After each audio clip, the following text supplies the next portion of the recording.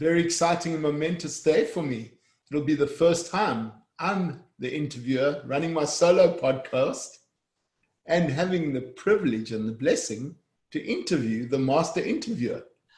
I've never been interviewed before, so I'm excited for this also.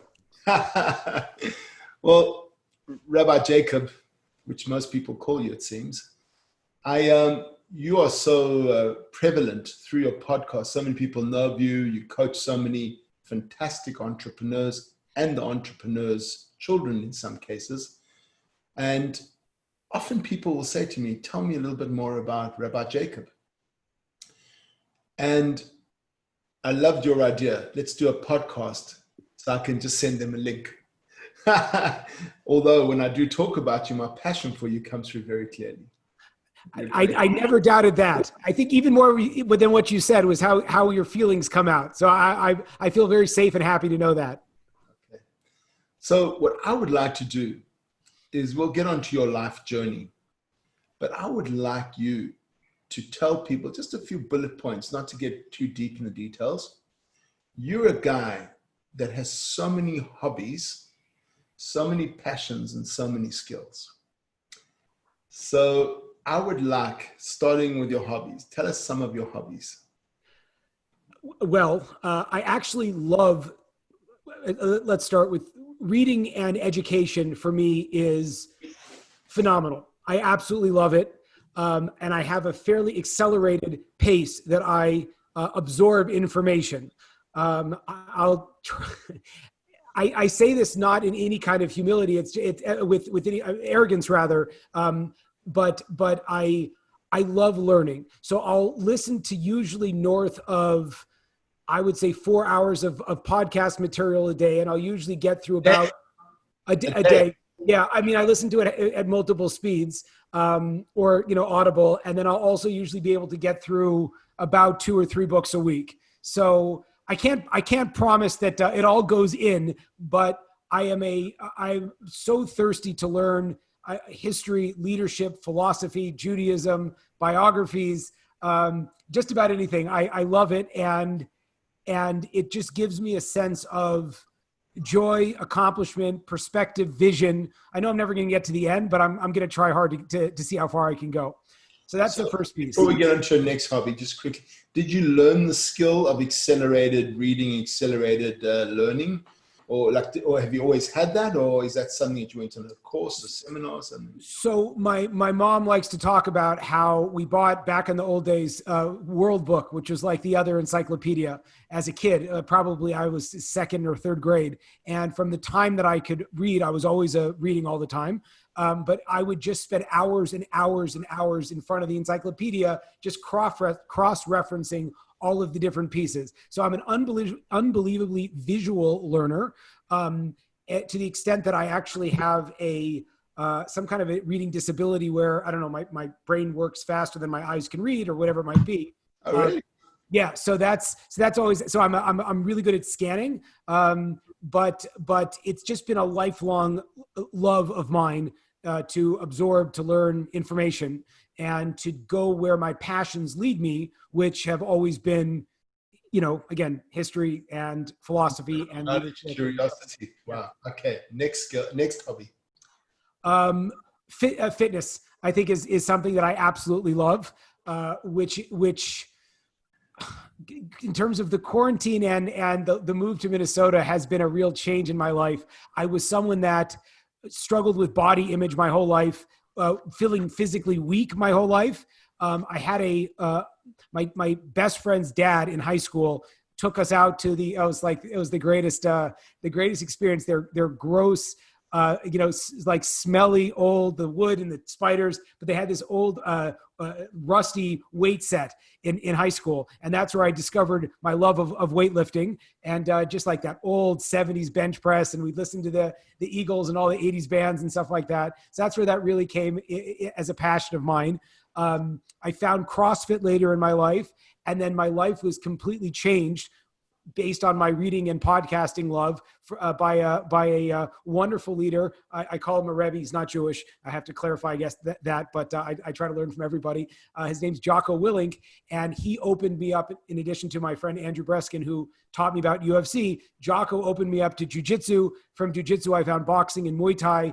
And from the time I found that, I love it so much. And it's not just that it's physically draining, but that the lessons that you get and the physical confidence you get from being able to hopefully handle yourself in a fight. Most of the fights you don't try to get into, or ever. But that whole thing has just been phenomenal. So physical fitness is something that I am deeply passionate about. Does Andrew practice Muay Thai? I tried to get him out a couple times. He's a little bit of a sensitive soul. I showed him an AR. The Midwest, you can just buy guns. So I showed him an AR. He's like, that looks like a pistol with some add-ons. I'm like, dude, I don't think you've ever shot a gun before. But yeah, he's a professor of UFC and of other fighters. But we are still working on getting him in the combat sports. Spectator. Okay, so that's fitness. What's next? I love taking time for myself. And really, I think that the last great frontier is ultimately inside ourselves. So setting up environments for myself where I'm able to connect with myself, either through music, of which I'm an avid music fan, or finding myself in beautiful places. So I've always been deeply attracted to beauty, and that manifested itself when we lived in California. San Francisco is gorgeous. We lived in LA, we lived in San Diego, and I would go all the time to the beach just because I would find so much rejuvenation through nature. And even in Minneapolis, even though it's beautiful here, it doesn't so much hold a candle to California, but I'll still find myself deeply inspired by nature and rivers and waterfalls and stuff like that. So that's the next thing. I think it's a self introspection through the medium of music and nature are my other major passions. And thank God I've got 4 kids and a wife. So I don't, and I have a business that I love and an organization that I work for that's phenomenal. So other than that, I don't have so much time. Well, I guess you forgot about something because. Oh, that is very funny. Next to the menorah, I see a painting of that smaller painting there of the Western Wall, and I think that is correct. So I might be talking to the artist. That's correct. Thank you very much for bringing that up. Part of myself that I was always an avid artist. I can tell you everything. I took ballet for many years also, which I haven't revealed so much to that many people. But I am an avid artist. I sketch a lot, and the Aaron family has a wonderful high school that they are. I don't always at some very important pinnacle of leadership in where I had an opportunity. That's why I came down to San Diego, and we're able to re-engage my creative desires. I love to paint. I love to draw. I love the arts are just a very they hold a deep place in my heart. So yes, I also do that. So now I feel exhausted from you just talking about your hobbies and realize how inefficient I am. Oh, God forbid. So how many nights sleep do you get? How many hours of sleep I get? I'm sorry, how many hours? I meant to, actually, there was a Freudian slip. How many nights of sleep? Because based on all you told me, I'm assuming you skip certain nights. How many hours of sleep do you get a night? I try not to. I think part of my I guess kind of like an artistic core is that I do have a tendency to get very wrapped up into television shows. That being said, I usually get tired at 9:30, 10 at night. So I'd love to be in bed by 10:30. Again, if there's a show that I'm watching, I might push that back a little bit. But in general, I get tired around 10 and I try to wake up around 5-ish, 5:30. So whatever it is, I don't sleep. I think sleep is very important, but it's just, for me, I'm much more of an early riser than a person that needs to stay up late. So you're still getting your 7 hours, and you have this very amazing day, and you mentioned TV shows. And you mentioned 4 kids and a wife. Tell me how you structure your day so that you effectively can indulge in 4 books a week, 4 hours of podcasting, a successful business, sketching, and time with your kids and family, which I know you are. I know you're a very good father. Oh, thanks. How do you structure, like, do you have cutoffs of certain, like, how do you do that? So in general, and this was thanks to a coach of mine, but I was doing it, but he really helped me, as you could say, canonize it or make it really official, is that, yeah, you just block off times in your calendar. So, usually from the 5 to whatever it is, I'll start working around maybe 8:30, depending on where I am. So usually the 5:30 to 8 slot is personal time. So as maybe people know, I also I try to be a passionate Jew. And so that includes my spiritual practices and prayer in the morning. And I like to work out. So I'm good in the morning. So I try to do that then. So I usually block that time out as personal time, which again, you wake up early, you get some good time to do that. I do some mindfulness work also, meditation, etc. I was at 4:30 for a while, but we'll have to get back to that. COVID threw things off. And then I work. I usually try to work or be engaged in meetings or teaching or whatever it might be, coaching until about 5. And then from 5 to 7, I try to be, it's even later than that. And I try to be just kind of present for the kids.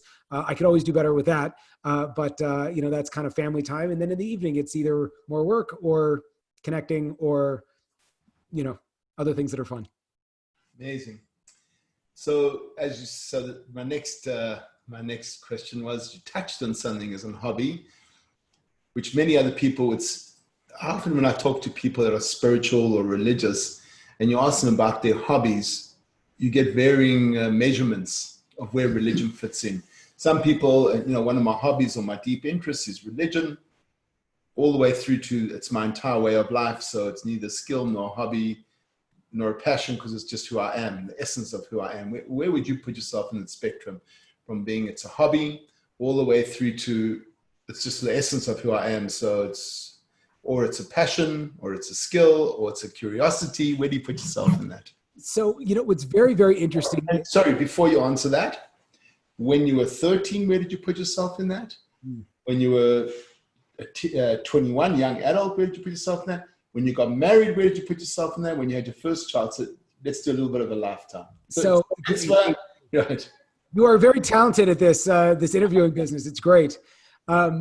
So I'm a Baal Tshuva, which means that I found Jewish observance later in life.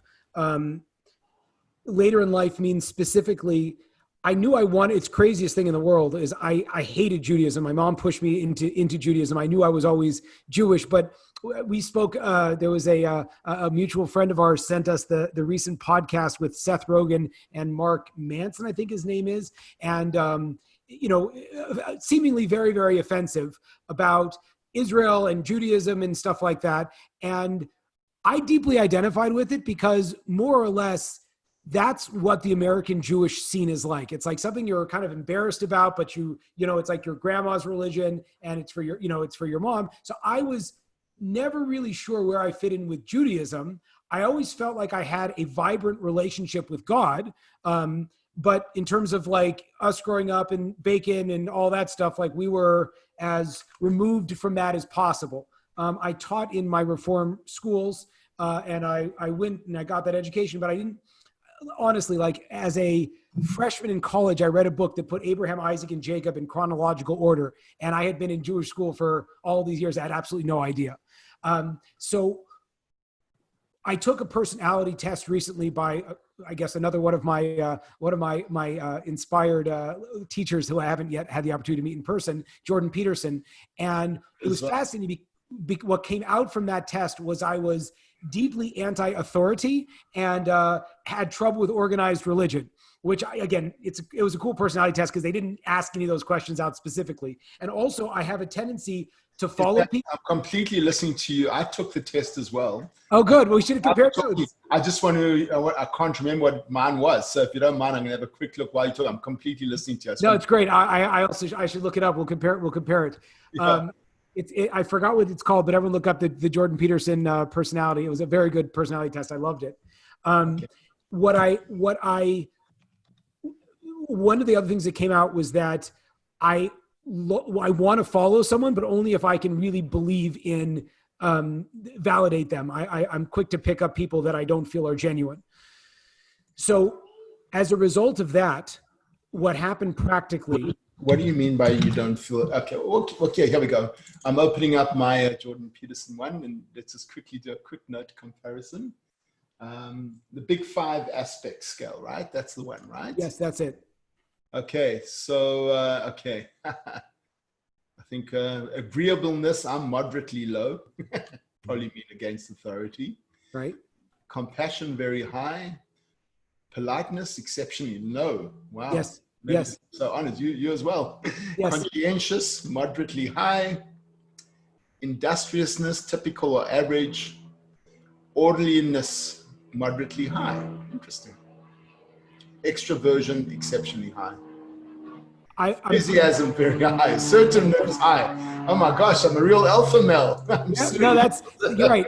Right. Agreeableness for me was in the middle. I was very high compassion, very low politeness, moderately high conscientiousness.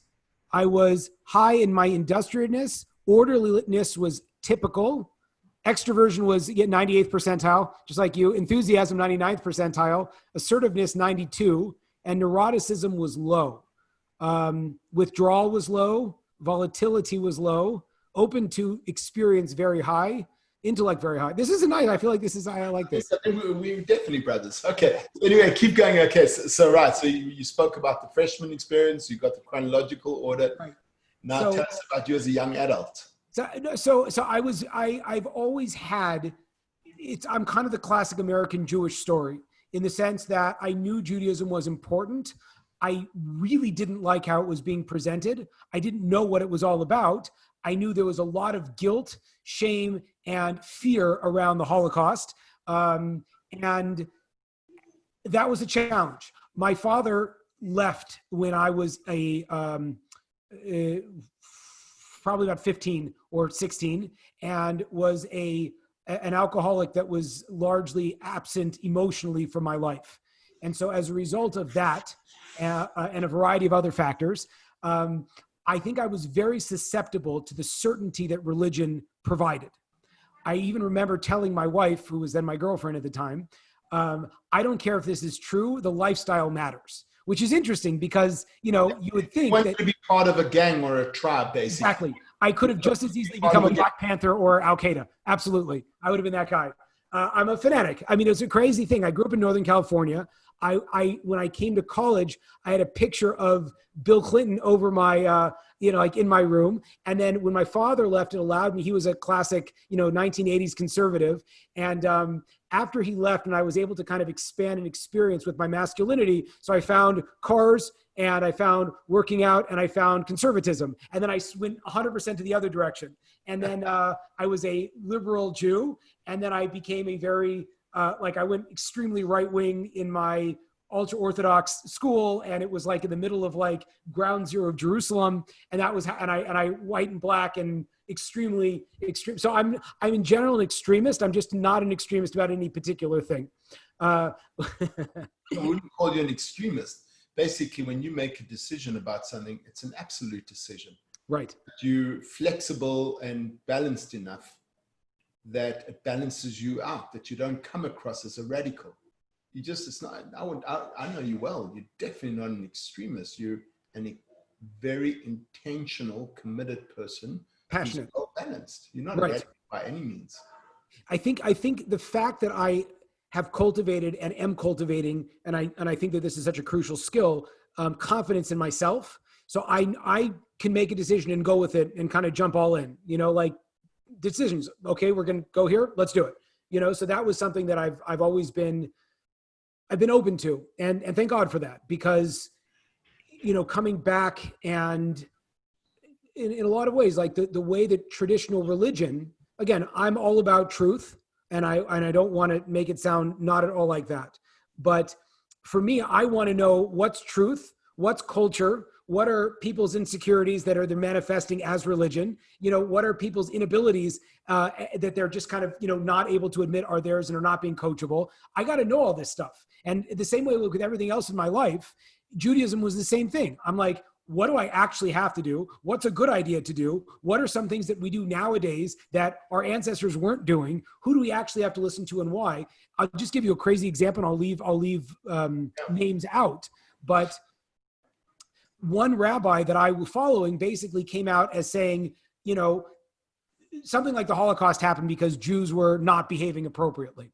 And I grew up a Reformed Jew. Like, I heard that, and he's a big Orthodox rabbi. And I thought about that. I'm like, okay, that must mean, you know, grandma and grandpa and my mom and all these people that are Jews that are not keeping kosher per se, you know, like that's why the Holocaust happened. And that's terrible because like the Holocaust is awful. And like, I've known about it my whole life.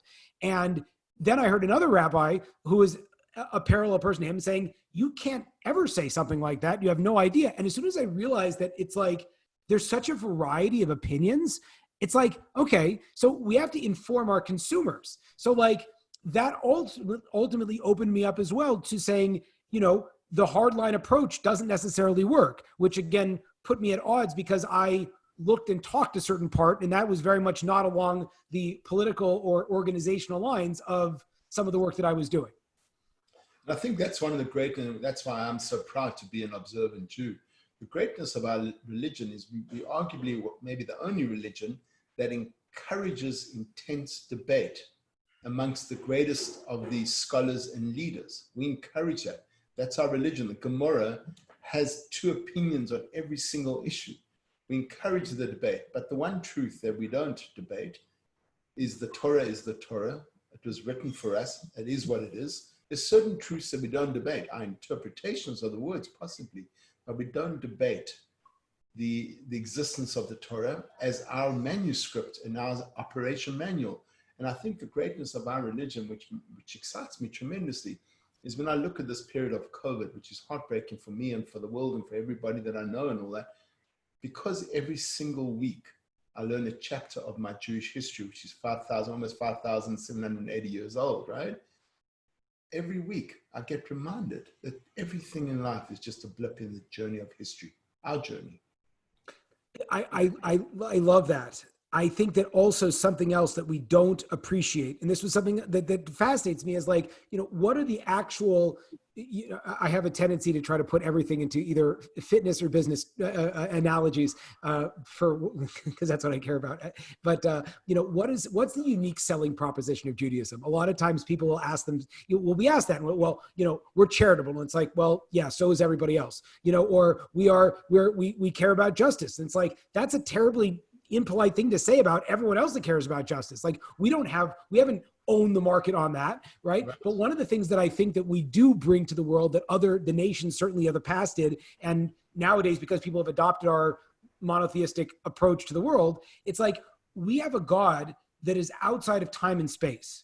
And so we exist in God, and so we don't have to be in control of everything. We can have this element of faith. We can accept our own limitations and weakness. And also we can be aware, again, that's the fascinating thing, is that so many people have tried to deify God. I'm sorry, to humanize God. In a lot of ways, we think about God as the judgmental father. And it's like, no, you had a judgmental father. God is bigger than your father. Or you know, like the parents that don't believe in you. And it's so shocking because we take all of our emotional baggage and we throw it and we think that that's what God is. And the reality is like, no, God's much bigger than that. And so it gives us a certain level of latitude to find ourselves, to forgive ourselves, to care about ourselves, because it's like, nope, God loves you and he knows what you did and he knows the bad things about you and he still thinks you're valuable to be around. So that's something that I've had to really, and I think unfortunately in the modern days, that's a lesson that people aren't hearing enough, unfortunately, mostly from the Jews. Correct. I was having 2 nights ago, I was hanging out with a good friend of mine at our fire pit and relaxing. He's a deeply thoughtful, deeply spiritual person who's been on a really tough journey himself. And I was saying to him, you know, I get all the things that you just now said, but then I wonder why I get angry with myself, at others, on certain mishaps or situations or circumstances. And he looked at me and he said, Mike, you're a deeply spiritual being living in a human world. Yeah. Just be kind to yourself. Yeah. And I thought that was a great summary of just what you said. It's hard. It's so hard because, you know, we have such a big sense of what could be. And what, you know, I heard one of my rabbis who's an elderly sage in Jerusalem. His name is Beryl Wine, Rabbi Wine. Amazing man. He's the best, right? And again, he's so awesome because he's so real and he just kind of says it the way it is and he doesn't buy into the nonsense. But he says that he said every rabbi, but I'd venture to say every Jew has within himself a messianic complex, that we see so much of like what we can accomplish. And it drives us crazy when we don't get there fast enough. But again, that's where that compassion has to come in of, well, let's just compare ourselves to where we were yesterday or 5 minutes ago, as opposed to are we, you know, where we could be randomly. Absolutely. That's beautiful. Okay. So you had these awakenings. I'm just watching time because I'm really enjoying this conversation. You had these awakenings, then you got married and had kids. And is that having a partner in your journey on Judaism, being your wife and then your kids? Because I see my kids as being my partner on my journey of Judaism. In most cases, I see my kids keeping me on the narrow track, on the narrow and best track, because I look at them as a mirror and say, whoa, I wonder how that behavior goes down on my kids if they knew about it. Tell me a little bit about sort of the final stage of your journey of Judaism. Not that you don't keep growing in it, but the sort of final evolution or the latest evolution, how that was affected by having a wife and kids. I'm consistently evolving.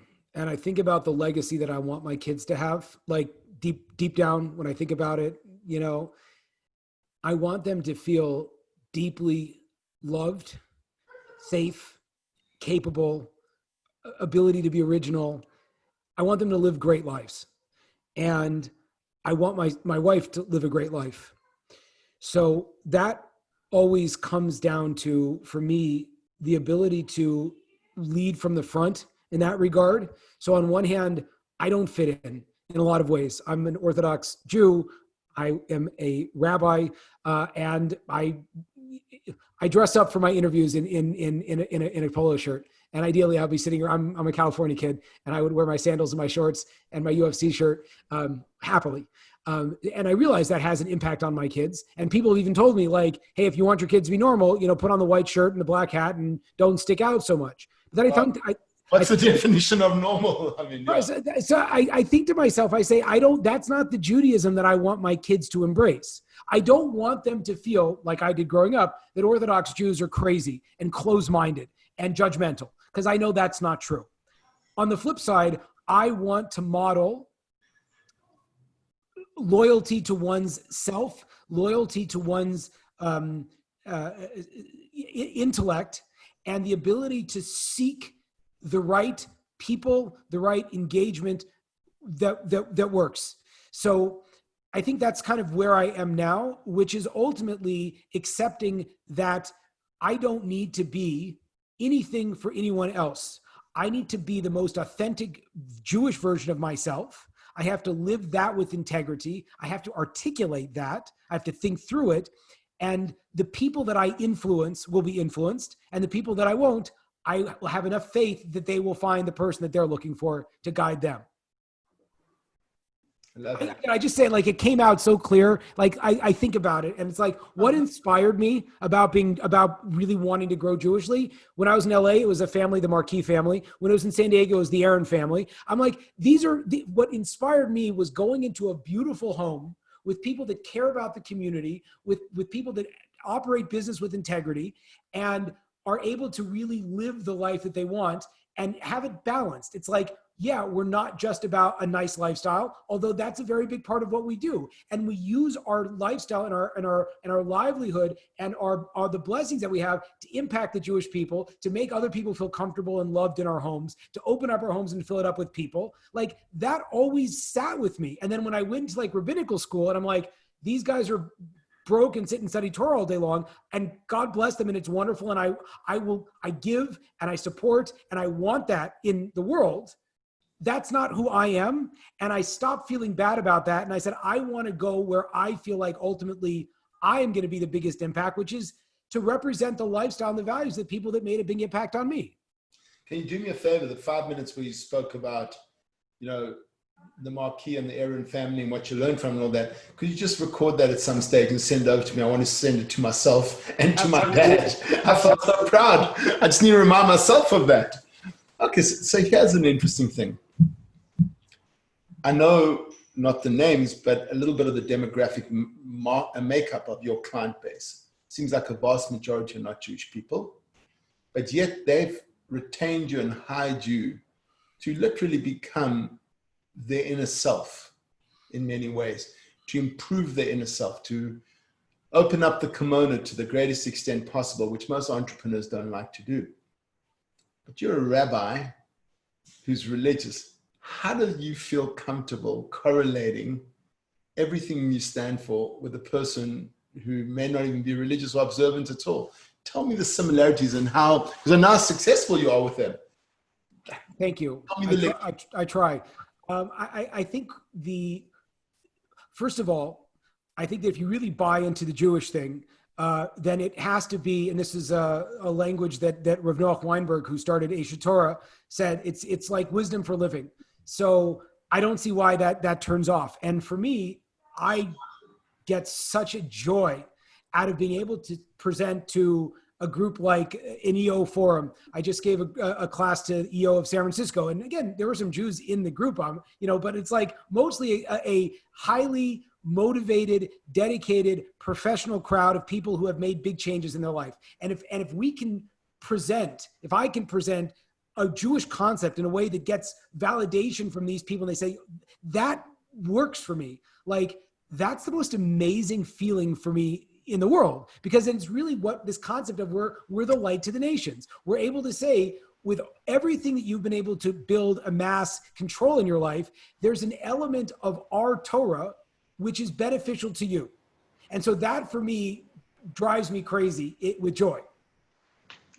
Something really interesting. I think my oldest son, Liam, who you're very close with, he once said to me, Dad, I'm 24 years old, but he, as you know, is a very serious scholar of Jewish teachings. He says the great thing about being a scholar of Jewish teachings is that at 24, you have the wisdom of a 100-year-old. Because you live the wisdom of our forefathers and our history. And I think what you're saying to me is that with that wisdom that you've gathered through all your Jewish life and your Jewish journey, is that it's completely relevant to any person who wakes up in the morning every day to be better than they were the day before, right? That was actually, I was speaking to a close friend of mine who you also know, Colin Smith. Yesterday we were learning Pirkei Avot, and one of the things I was talking about is you're not supposed to use the Torah as a crown to aggrandize yourself or to make money from it. So on one hand, as a rabbi and someone that uses Jewish principles with coaching, I'm like, but I think the explanation that we came to was that it's not really fair, because, and it was an awesome conversation. There was a woman she grew up, it's like a crazy story. She grew up, she was homeless at 16, and she was like an abandoned. And then she built a huge company and whatever it was, and was an art, and then lost it all in a couple of times, reinvented herself. And she was saying that, she wrote a book, and she was saying that, the journey and the ups and the downs were for her the most fundamental part. And even though she would never elect to she was in the event space, have her business shut down and go from multi-millions to zero overnight. She said that the growth has been unbelievable. And right away popped into my mind, that's the whole concept of Devarim, of the idea that Moses at the end of the Torah goes through all of the journey, and the vision that comes from looking at the ups and downs of the process. I'm like, yeah, your whole life's message is one line of the Torah text. So I think it goes back to this idea that it's not really fair to use the Torah as like your blueprint on creation if you're using it just to make yourself look good. On the flip side, we're blessed with this thing that has every single life lesson that people are building, multi-million-dollar intellectual property businesses off of. And it's like one line of that, and they say it a lot better. So it's like, utilize what we have and just try to be the biggest vessel to bring it out to the world. That goes back. One other thing, I'm sorry for speaking so long. Yeah. authentically be the biggest vessel. So that's the piece that Ivan Sachs, who was a previous guest of ours and someone that I was so thrilled that you introduced me to, was saying about me. He said that you're kind of like the real threat because you look, talk, act, and believe like everybody else.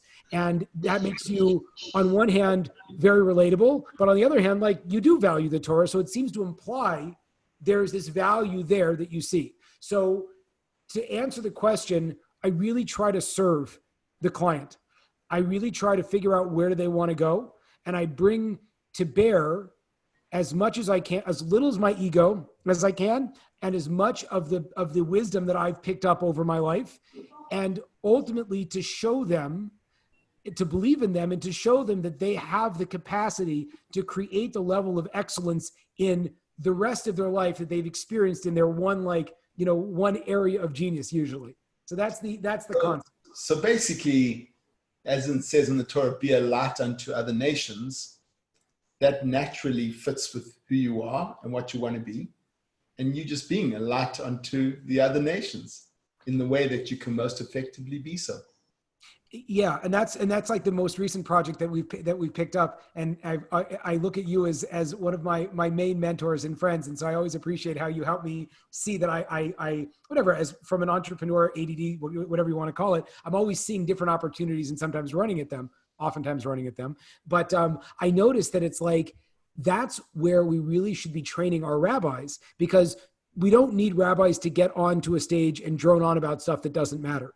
But what we really need is someone that has deep spiritual teachings that are able to empower other people to grow to become their best. So I've actually launched like a program where I'm training rabbis how to coach. And are highly skilled in empathy. 100%. 100%. It's not about you and your ego standing up and giving a class and talking about this high level that like nobody relates to. It's like, get in the trenches, take off your coat, sit down and serve the people. Because that's what you see that Moses did. That's like our actual tradition. So Rob, we only have a few minutes left. So I'm going to ask you two questions for you to answer in whatever order you want. What is it on a macro and a micro scale that makes you fearful at the moment? And what is it on a macro micro scale that makes you excited and optimistic? I think the answer is both. The developing relationship with myself. I perceive fear all over the place, but I also know that fear is just a perspective. It's a limitation. It's stuff that I come up with. People tell me like, what are you scared of that for? And the answer is like, nothing. It's not, it's nothing really. You know, again, we're in a time of tremendous, fluctuation. I now relate more and more the people that say that any wealth opportunity you've built, you have a keener fear of it all going away, and you kind of like winding up seeing it as an imposter or losing all your money or whatever it might be. And I live with that also, but I also realize that's an apparition. And that goes to the second point, which you said, which is what I'm most excited is that I think that for more than ever before in my life, I'm really starting to hit my stride. And the more that I lean into myself, my messaging, my ideas, the more that I'm seeing validation for the fact that not only does it serve me, but there's a service that's out there also. So, I think to close it out, I got pushback from a lot of people as I started coaching more rabbis, because they said, okay, you're like all those other guys. Again, as a former 100-pound fatter kid, you're that good looking guy with the big arm muscles that that's charismatic. Like, I get why you're a life coach, but like, how could you coach other rabbis? And for me, it's like I look the way I do because I care about fitness, not because I'm trying necessarily to impress you with my big muscles. On the flip side, my gift is that I think I'm deeply self-aware. And that's what I think is the power that we all have within us, is to access our own self-awareness. So that for me is like my biggest opportunity. I know God gave me a tremendous blessings and tremendous opportunity. I look around at the life that I have, my kids, my wife, not in that order, my wife, my kids, the mentors, the friends, the fact that I was born win, and how God gave me a winning ticket. And so I just am so excited, and on the other side, fearful of maximizing that opportunity or potentially not. That's beautiful. I couldn't have think of a more wonderful answer. Thank you. Thank you. Appreciate it. And I thank you for coaching the rabbis, because I think the future the depth and the possibilities of future Jewish generations are extremely dependent on your success in coaching these rabbis with the education that you try and transmit. Thank God you get the business leaders and the educators, and then hopefully you set yourself up the best way we can. Amen. All right. Thank you so much. This was such a pleasure. Thank you for taking the time. Any other message you want to give to anybody just before we leave, like a closing message? Closing message. I think that when we finally get Mike Aaron behind a microphone and Jacob Rupp coaching and speaking about the things that he really cares about, I think that we have a very powerful future here that is very exciting for me. Well, I absolutely love it. I get these messages on LinkedIn from people I've never, ever heard of that say, I saw your podcast. I'd like to get to know you. So you clearly got to broaden a very wide audience, bro. Thank God. I just to share that, that I remember sitting by your pool probably about 2 or 3 years ago. I think it might've been, I was probably lamenting something about my life, but I remember looking at you and I'm like, we got to get you a podcast. You're like, well, maybe I'll share for my kids. I'm like, no, you gotta go bigger than that. On one hand, there's nothing more important. On the other hand, like, put the message out there, because I think that there's such a need for men and for fathers and for religious fathers, to share, just the whole image of what's happened to masculinity in this country. Like, we need to control the narrative a little bit more, and at least to try to be the best examples we can. So I think there's a beauty there. So I appreciate it. Thank you so much. Thank you so much, Rov.